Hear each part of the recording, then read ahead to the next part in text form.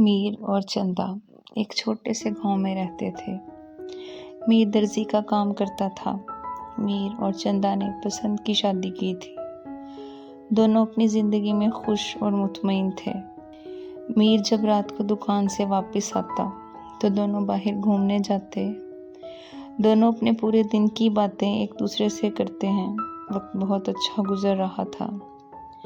चंदा पूरा दिन घर पे अकेली रहती थी। चंदा के बिल्कुल साथ वाले घर में रुमैसा रहती थी। चंदा कभी किसी के घर नहीं जाती थी। रुमैसा ने चंदा को बस अपने शौहर के साथ बाहर आते जाते देखा था।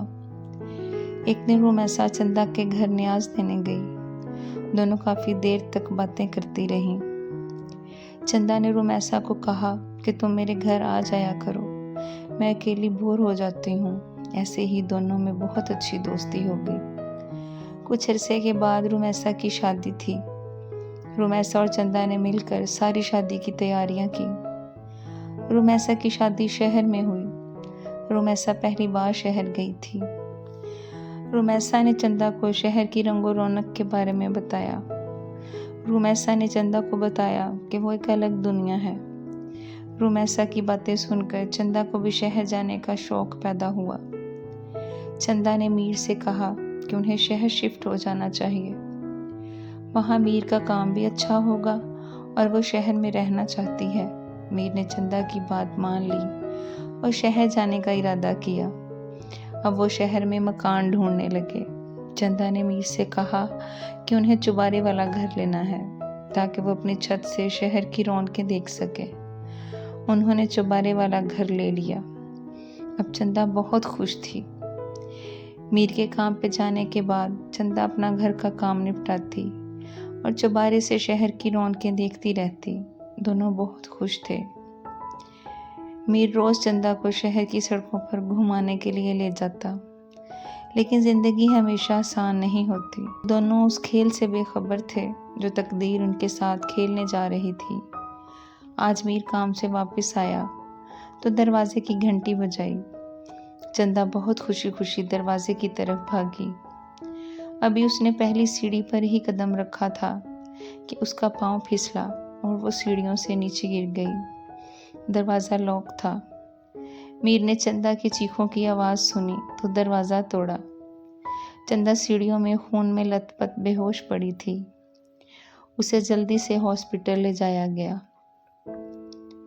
डॉक्टर ने मीर से कहा कि चंदा का फौरन ऑपरेशन करना होगा। बहुत लंबे ऑपरेशन के बाद डॉक्टर ने मीर को बताया कि चंदा अब कभी चल नहीं सकेगी। इस बात को सुनना और बर्दाश्त करना मीर के लिए आसान नहीं था। उसके पाँव के नीचे से ज़मीन निकल गई। उसके दिमाग में हज़ारों बातें चलने लगी। काश हम गांव में ही रहते, काश हम शहर ना आते। समंदर की लहरों की तरह सोचों ने मीर के दिमाग में हलचल मचा दी। चंद दिन हॉस्पिटल में रहने के बाद मीर और चंदा घर आ गए। मीर चंदा की बहुत देखभाल करता और सारा वक्त चंदा के साथ गुजारता। काम पर ना जाने की वजह से मीर और चंदा के माली हालात बहुत ख़राब हो गए।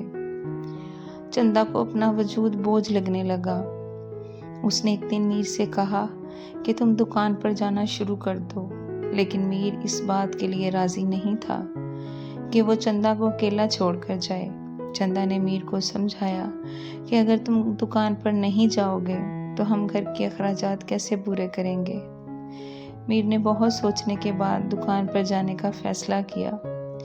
मीर चंदा के पास पानी और खाने की चीज़ें रख कर चला जाता और हर 2 घंटे बाद चक्कर लगाता।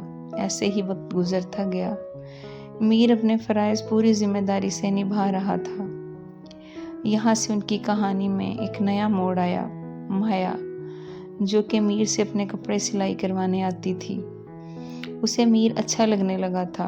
वो रोज़ किसी न किसी बहाने मीर की दुकान पर आती। ऐसे ही दोनों में बातचीत बढ़ने लगी। अब वो घंटों मीर की दुकान पर बैठी रहती। मीर भी अपना ज़्यादा वक्त उसके साथ गुजारने लगा और चंदा अकेली घर में पूरा पूरा दिन पड़ी रहती और मीर की राह देखती रहती। चंदा जब भी मीर से ना आने की वजह पूछती तो मीर काम का बहाना बना देता कि मेरे सर पर काम का बहुत दबाव है, इस वजह से वक्त ही नहीं मिलता। मीर भी चंदा का बोझ उठाते उठाते बेजार हो चुका था। मीर ने सबसे छुपकर माया से निकाह कर लिया और दोनों ने मिलकर मुल्क छोड़ने का फैसला कर लिया। अब चंदा बस उनके रास्ते की एक रुकावट बनकर रह गई थी। माया ने मीर को एक दवाई ला कर दी और कहा कि तुम चंदा को ये दवाई खिला दो, जब तक दवाई असर करेगी तब तक हम यहाँ से बहुत दूर चले जाएंगे। मीर ने भी माया की हाँ में हाँ मिलाई और चंदा को अपने रास्ते से हटाने का पूरा इरादा कर लिया। मीर ने अपना सारा सामान पैक किया और चंदा को खाना खिलाने के लिए बैठ गया। मीर खाने में वो दवाई मिला चुका था। मीर ने चंदा से कहा कि चंदा, आज मैं तुम्हें अपने हाथ से खाना खिलाता हूँ। चंदा कभी मीर का हाथ चूमती और कभी उसके चेहरे को मोहब्बत भरी नज़रों से देखती। चंदा, जो कि मीर के इरादों से बेखबर थी, दिल ही दिल में दुआ कर रही थी कि हर लड़की को मीर जैसा शौहर मिले। खाना खाने के कुछ देर बाद चंदा का सर चकराने लगा। चंदा ने मीर को आवाज़ दी, लेकिन मीर सामने खड़ा देखता रहा और चंदा की आवाज़ को सुना अनसुना कर दिया। जब उसने देखा कि चंदा की तबीयत ज़्यादा बिगड़ रही है तो वो अपना सामान लेकर सीढ़ियों की तरफ बढ़ने लगा।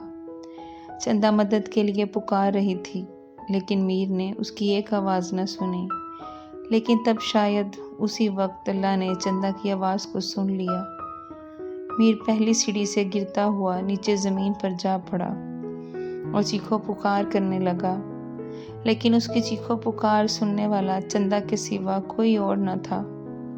चंदा अपने बेजान जिस्म को घसीटते हुए मीर की मदद के लिए नीचे पहुंची। उसने दरवाज़ा खोला और लोगों को मदद के लिए आवाज़ें दी। दवाई भी अपना असर दिखा चुकी थी। चंदा बेहोश होकर गिर गई। दोनों को अस्पताल ले जाया गया। चंदा अपनी जान की बाजी हार चुकी थी और मीर हमेशा के लिए माजूर हो गया। माया को जब इस बात का पता चला कि मीर माजूर हो चुका है और पूरी जिंदगी कभी अपने पैरों पर खड़ा नहीं हो सकता, तो माया ने कभी मीर की तरफ मुड़ के न देखा और कुछ अरसे बाद मीर से खुला ले ली। तो अब मीर बिल्कुल बेयारो मददगार लोगों के आसरे पर पड़ा जिंदगी गुजार रहा था। अब मीर हर वक्त चंदा की यादों में तड़पता रहता था। जो उसने चंदा के साथ किया, उस बात का पछतावा ना उसे जीने देता था और ना मरने। चंदा की सज़ा तो ख़त्म हो गई, लेकिन मीर की पूरी ज़िंदगी एक सज़ा बन गई। अपने किए का पछतावा उसे दीमक की तरह खाता रहा। तो दोस्तों कैसी लगी आपको मीर और चंदा की कहानी? उम्मीद है अच्छी लगी होगी। मिलते हैं अगली कहानी में। हमारा इंतज़ार कीजिएगा। अल्लाह हाफिज़।